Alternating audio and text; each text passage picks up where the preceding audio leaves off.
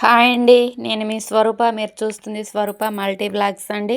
ఈరోజైతే కర్రగుట్టలో వింతైన జాతర చూసేద్దాం రండి.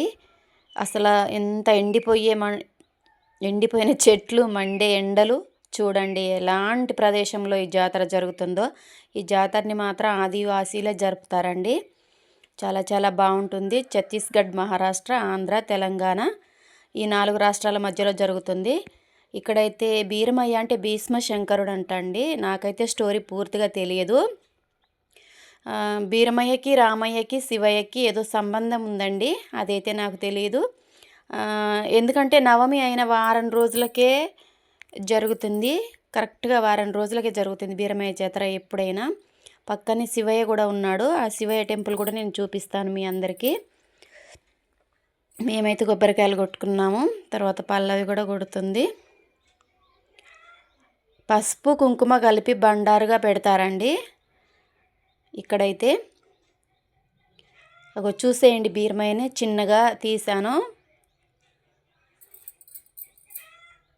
ఇక్కడైతే లక్ష్మీదేవారు ఉందండి. ఆ పక్కనే టెంపుల్లోనే పందిట్లో కొంచెం దూరంగా లక్ష్మీదేవారిని పెట్టారు. అక్కడ కూడా అందరూ దర్శించుకుంటున్నారు లక్ష్మీదేవిని. ఇక్కడ సీజీ వాళ్ళు ఎక్కువగా కనిపిస్తున్నారండి. ఆంధ్ర వాళ్ళు కూడా చాలా తక్కువగా కనిపిస్తున్నారు. సీజీ, మహారాష్ట్ర వాళ్ళు. వాటర్ ప్రాబ్లం ఉంది, ఇక్కడ కరెంటు ప్రాబ్లం ఉంది. చాలా ఇబ్బందిగా ఉంది. అయినా సరే వచ్చేస్తారు, చాలా జనాలు వచ్చేస్తారు జాతరకి. లక్ష్మీదేవారి దగ్గర కూడా బొట్టు పెట్టుకుంటుంది పల్లవి. పసుపు కుంకుమలు అగరవత్తులు అక్కడ ఇచ్చేసి పళ్ళెంలో డబ్బులు వేసి వస్తుంది బొట్టు పెట్టుకొని. ఇక్కడ వాటర్ ప్రాబ్లం అన్నాను కదండి. మినరల్ వాటర్ తీసుకొచ్చారు కూల్ వాటరు. అవి కూడా తాగాము. ఇంకా చూడండి, తిరిగి ప్రయాణం అవుతున్నాము. గుట్ట మీద నుంచి కిందకు వస్తున్నాము. చాలా అంటే చాలా కష్టంగా ఉంది దిగటం కూడా. ఎక్కడం ఎంత కష్టమో దిగటం కూడా అంతే కష్టంగా ఉంటుంది. చూడండి అసలు ఎన్ని రాళ్ళు ఉన్నాయో, ఎలా ఉందో. ఇంకా ఎవరినో ఒకరిని పల్లవినో మా ఆయన ఎవరినో ఒకరిని ఇలా పట్టుకొని నడుస్తున్నాను. ప్రయాణం అంత తేలికైతే కాదండి, కొంచెం కష్టంగానే ఉంటుంది. చూడండి, కిందికైతే వచ్చేసాం మేము. కిందికంటే గుట్ట కిందికి కాదండి, ఇక్కడ ఆ గుట్టపై నుంచి దేవుడి దగ్గర నుంచి కిందికి. అక్కడైతే గోదావరి దగ్గరికి వచ్చాం భోజనం చేయడానికి. గోదావరి దగ్గరికి వచ్చామండి. అవతలైతే పెద్ద గోదావరి ఉంది. భోజనం చేద్దామని ఇగో బాక్సులు తీసాం బయటికి. దొండకాయ కూర తెచ్చుకున్నాము, ఇంకా రైస్, పెరుగు కూడా తీసుకొచ్చుకున్నామండి. ఇదిగో ఒక చెట్టు నీడ దగ్గర కూర్చున్నాము. నీడంటే నీడే ఉండదు, కానీ ఒక ప్లేస్లో కూర్చున్నాము. తింటున్నాము ముగ్గురం ఒక దగ్గర కూర్చొని. ఎండ మండిపోయే ఎండలో కూర్చొని నీళ్ళు దగ్గర ఉన్నాయి కదా అనేసి అక్కడ తింటున్నాము. ఎవరు లేని ప్లేస్లో అయితే బాగుంటుంది కదా అని. ఎక్కడో ఒక చోట పచ్చని చెట్టు కనిపిస్తుంది తప్ప అన్ని ప్రదేశాలలో మాత్రం అసలే కనిపించవు చెట్లు, పచ్చడి చెట్లు.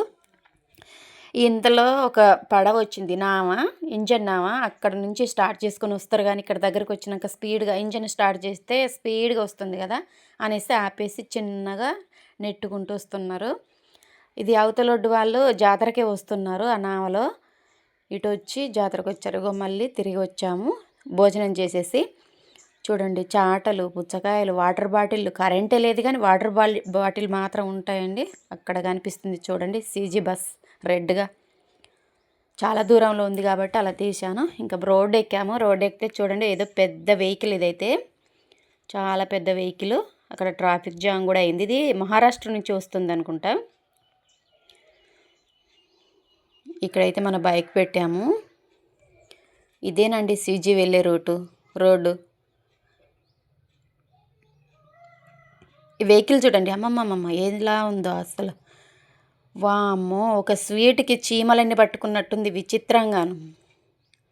చూడండి, మేము వెళ్ళేటప్పుడు అయితే ఇంత జనాలు లేరు. ఇటు నుంచే వెళ్ళాం గోదావరి దగ్గరికి భోజనం చేయడానికి. ఇప్పుడిప్పుడే జనం వస్తున్నారు చాలామంది. దూరం నుంచి వస్తుంటారు కదా.